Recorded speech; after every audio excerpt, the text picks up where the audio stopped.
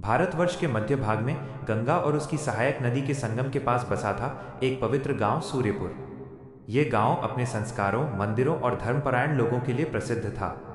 जैसे ही पौष मास का अंतिम समय आता, गांव में एक विशेष उत्साह दिखाई देने लगता, क्योंकि मकर संक्रांति का पावन पर्व आने वाला होता। गांव के बुजुर्ग कहते थे, जब सूर्यदेव मकर राशि में प्रवेश करते हैं तब पृथ्वी पर पुण्य का द्वार खुल जाता है।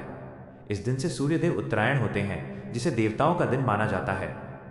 गांव का वातावरण मकर संक्रांति की पूर्व संध्या पर पूरा गांव सज चुका था। घरों में गोबर से लिपाई, द्वार पर आम और अशोक के पत्ते, रसोई में तिल, गुड़ और खिचड़ी की सुगंध, मंदिरों में घंटे और शंख की ध्वनि, बच्चे पतंग उड़ाने की तैयारी में थे, महिलाएं गीत गा रही थीं। तिल गुड़ घ्या गोड़ गोड़ बोला। मुख्य पात्र माइनस आरव उसी गांव में रहता था। आरव लगभग 14 वर्ष का एक सरल, बुद्धिमान और संवेदनशील बालक। उसके पिता किसान थे और मां धार्मिक स्वभाव की गृहिणी। परिवार बहुत धनी नहीं था, लेकिन संस्कारों से भरपूर था। आरव हर दिन सूर्य निकलते समय नदी किनारे जाकर सूर्य को अर्घ्य देता था।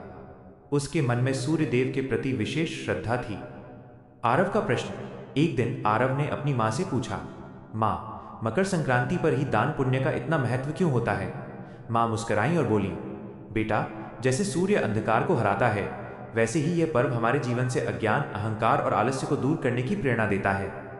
गरीब वृद्ध की पीड़ा। गांव के बाहर एक झोपड़ी में हरिदास बाबा रहते थे। वे कभी इस गांव के विद्वान शिक्षक हुआ करते थे, लेकिन समय के साथ सब छूट गया। अब वे अकेले, निर्धन और बीमार थे। गांव के लोग पर्व की तैयारी में व्यस्त थे, लेकिन कोई उनके हाल पूछने नहीं गया। आरव की दृष्टि बाबा पर पड़ी। उसका मन व्यथित हो उठा। संकल्प। उस रात आरव सो नहीं पाया।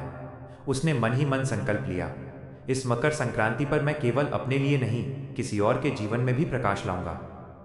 मकर संक्रांति की सुबह, अगली सुबह ब्रह्म मुहूर्त में आरव जाग उठा। उसने गंगा स्नान किया, सूर्य देव को जल, लाल फूल और तिल अर्पित किए। मंत्र बोला, ओम घृणी सूर्याय नमः। पूरा वातावरण दिव्यता से भर गया। सीमित साधन, महान भावना। आरव के घर में बहुत अधिक सामग्री नहीं थी। थोड़े से तिल, थोड़ा गुड़, चावल और सब्जी। मां ने कहा, बेटा, हम कम में भी दान कर सकते हैं। आरव ने सब कुछ प्रेम से बांध लिया। हरिदास बाबा के पास आरव हरिदास बाबा की झोपड़ी पहुंचा। बाबा ठंड से कांप रहे थे। आरव बोला, बाबा, मकर संक्रांति पर मेरा छोटा सा दान स्वीकार कीजिए। बाबा की आंखों में आंसू आ गए। उन्होंने कहा, बेटा, आज तुमने मुझे केवल भोजन नहीं, जीवन की आशा दी है। दिव्य अनुभव। जैसे ही बाबा ने भोजन किया, उनके चेहरे पर अद्भुत तेज आ गया। उन्होंने कहा, वत्स, क्या तुम जानते हो, आज सूर्यदेव स्वयं इस गांव को परख रहे हैं? इतना कहकर बाबा ध्यान में लीन हो गए। सूर्यदेव की कृपा। अचानक आकाश में प्रकाश फैल गया। सभी गांव वाले एकत्र हो गए। आकाशवाणी हुई, जो बिना स्वार्थ दान करता है वही सच्चा भक्त है। आरव, तेरा भाव अमूल्य है। गांव वाले स्तब्ध रह गए। परिवर्तन। उस दिन के बाद हरिदास बाबा का इलाज हुआ। गांव में एक पाठशाला बनी। लोग नियमित दान करने लगे। आरव को शिक्षा के लिए आगे बढ़ाया गया। वर्षों बाद, कई वर्षों बाद आरव एक विद्वान, समाज सेवी और सूर्य उपासक बना। हर मकर संक्रांति पर वो कहता, सूर्य बाहर नहीं, पहले भीतर उगना चाहिए। धार्मिक संदेश। इस कथा से हमें ये शिक्षा मिलती है, मकर संक्रांति आत्मशुद्धि का पर्व है। उत्तरायण माइनस सकारात्मकता का प्रतीक है। तिल गुड़ माइनस प्रेम और मधुरवाणी का संदेश है। दान माइनस भाव से किया जाए तो चमत्कार होता है।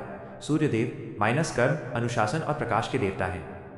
उपसंहार। जब सूर्यदेव उत्तरायण होते हैं तो वे हमें याद दिलाते हैं, अंधकार कितना भी गहरा हो, एक छोटा सा दीप भी उसे मिटा सकता है। मकर संक्रांति की हार्दिक शुभकामनाएं। आपके जीवन में भी सूर्यदेव का प्रकाश सदा बना रहे।